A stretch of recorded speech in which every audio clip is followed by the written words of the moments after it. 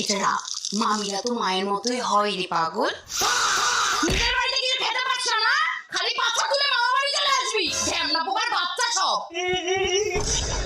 তোর টুকটুকিতে লাগেনি তো? কেন করছো বিচা কলা? সেটা কি? গরম লাগছে, এসিটা চালাও। এটা তো এসি না, এটার মধ্যে ভূত আছে বাবা। মামা আজকে মাংস খাবো। আজকে তো একজন মারা গেছে গো।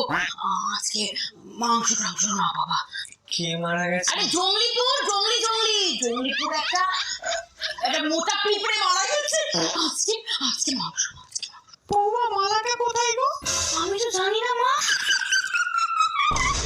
এবার চুরির দায়ে ফাঁসা বলে তোকে মুটকি দিদি। মামি আরেকটা মাছ। তোর ভাইরা চাকরিটা নিয়ে যাবে দিদি।